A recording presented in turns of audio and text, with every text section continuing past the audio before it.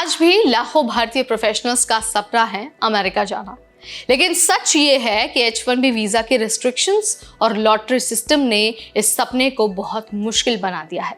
अब सवाल ये है कि क्या इस खाली जगह को भरने का काम कनाडा कर रहा है?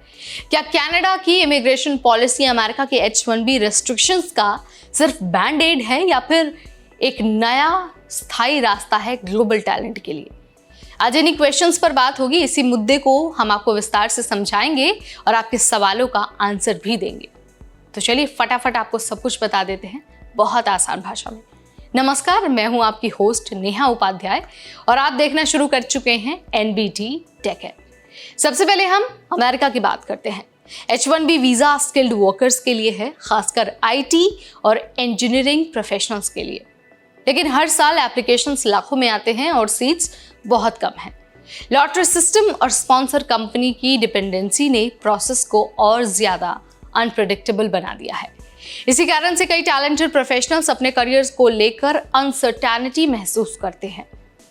अब अगर हम कंट्रास्ट करें कनाडा का, तो कनाडा ने इमिग्रेशन को एक स्ट्रक्चर्ड और लॉन्ग टर्म स्ट्रैटेजी के रूप में अपनाया है।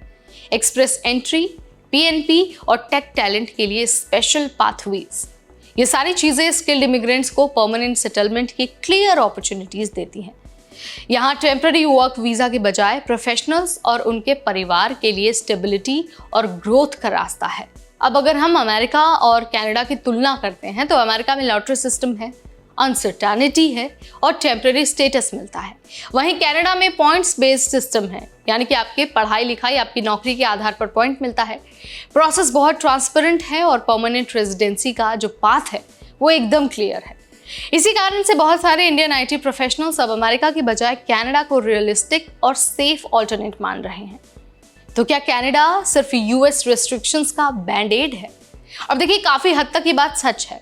US की पॉलिसीज ने कई टैलेंटेड प्रोफेशनल्स को पुश किया और कनाडा ने उन्हें पुल किया, लेकिन ये सिर्फ टेम्पररी पैच नहीं है।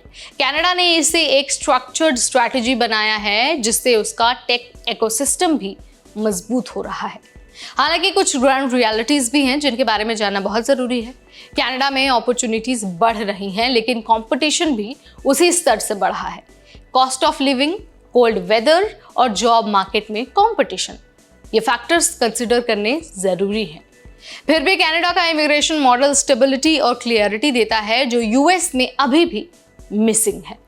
तो बात बिल्कुल साफ है कि कनाडा की इमिग्रेशन पॉलिसी सिर्फ अमेरिका के H-1B रिस्ट्रिक्शंस का बैंड एड नहीं है, बल्कि एक लॉन्ग टर्म ऑल्टरनेटिव बन चुका है।